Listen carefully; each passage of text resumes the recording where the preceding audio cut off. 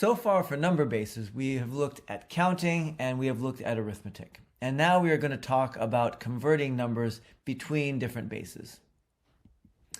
So we're first going to review how place value works in different number bases.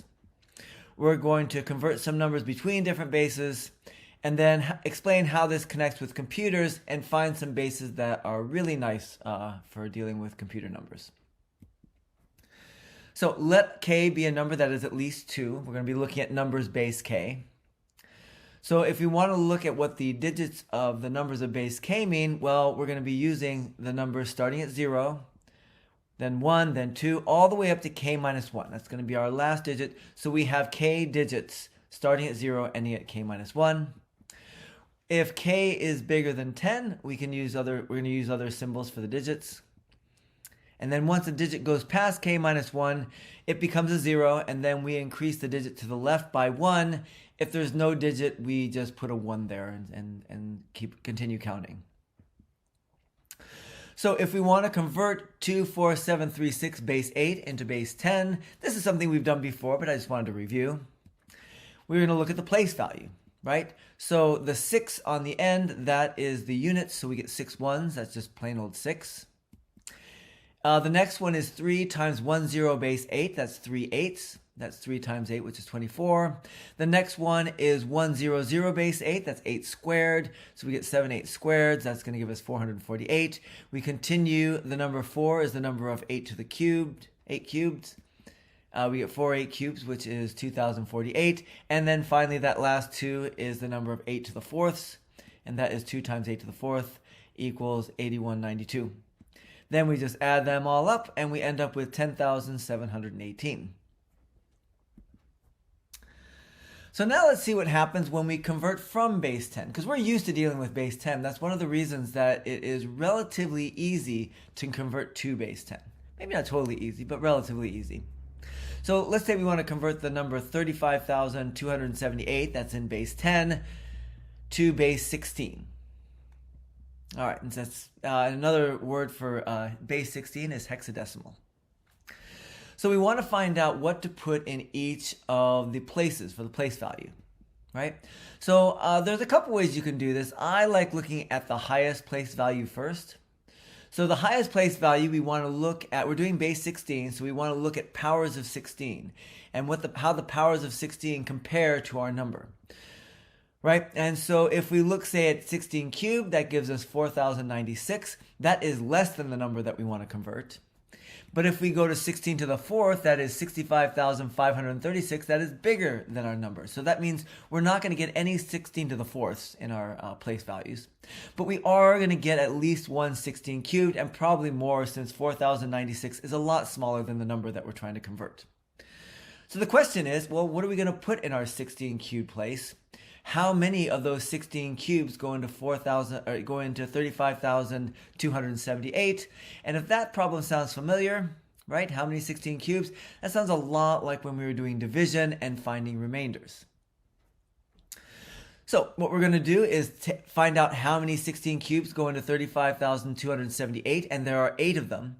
And when we take those 8 times 16 cubes, we then get 2,510 left over. And that 2,510 is less than our 16 cubed. That's the only remainder that we've got.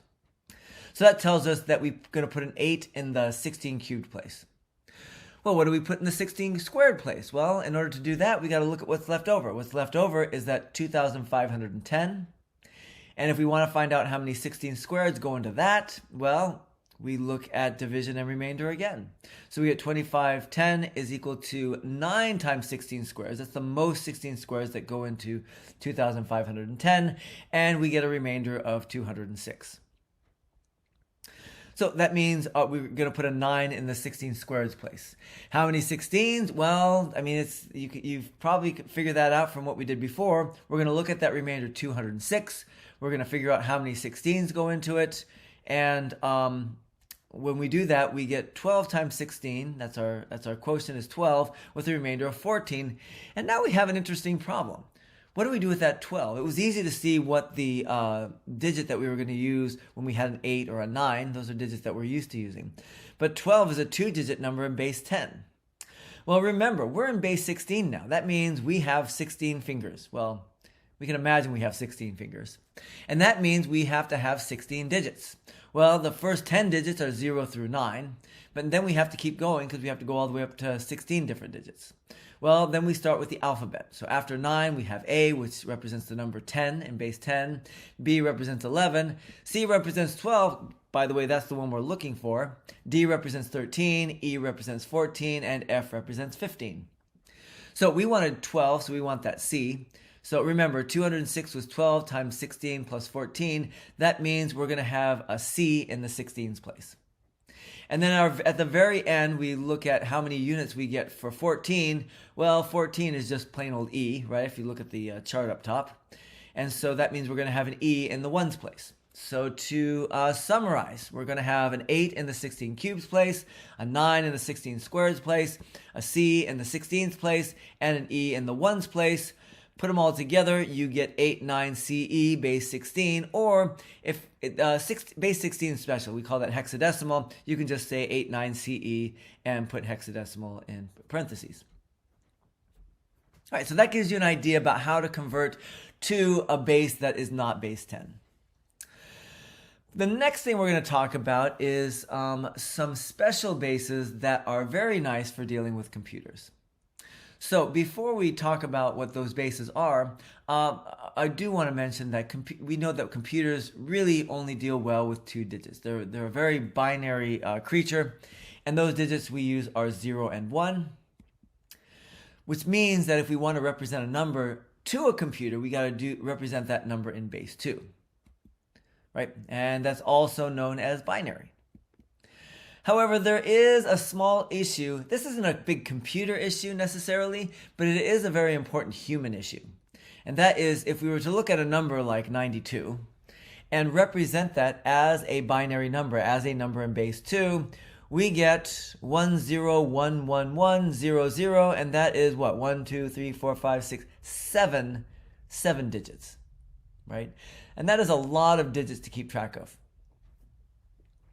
So one of the things we'd like to do is, if we have a binary number, is store it in a base where it's easy to convert back and forth between that number and binary, but also has fewer digits.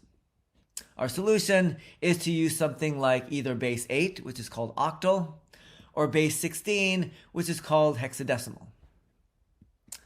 And why are base 8 and base 16 really nice? Well, 8 and 16 are nice powers of 2, right? Remember, base 2 is the base that computers like.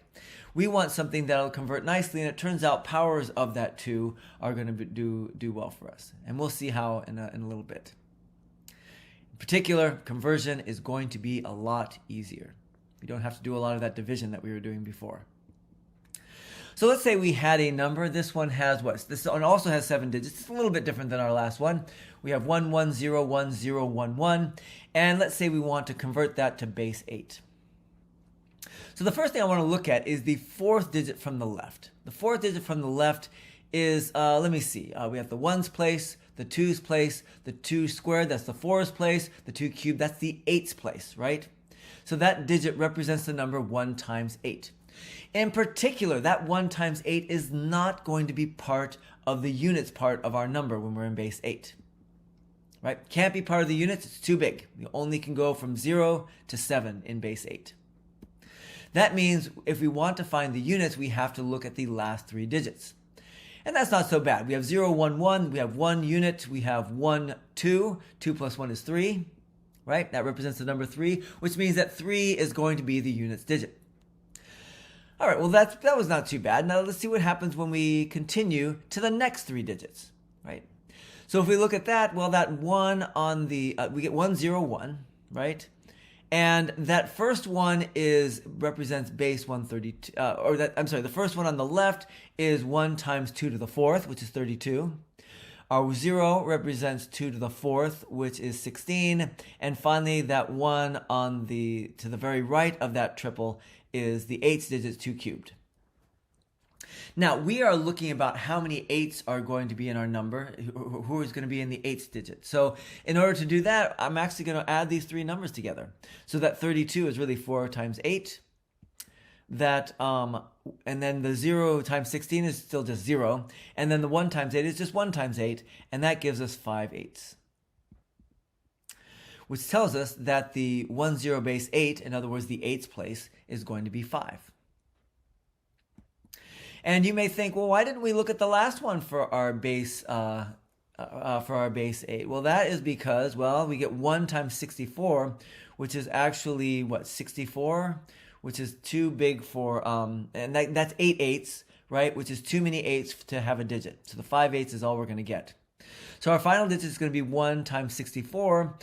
We want to put that in terms of powers of 8. The nice thing about 64 is it is 8 squared. So that 1 is going to go in the 8 squared place.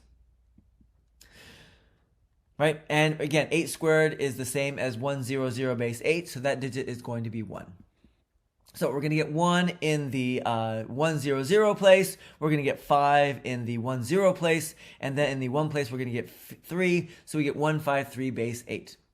Notice that, first of all, it was pretty easy to convert from base 2 to base 8. And secondly, we went down from 7 digits all the way down to 3 digits in base 8.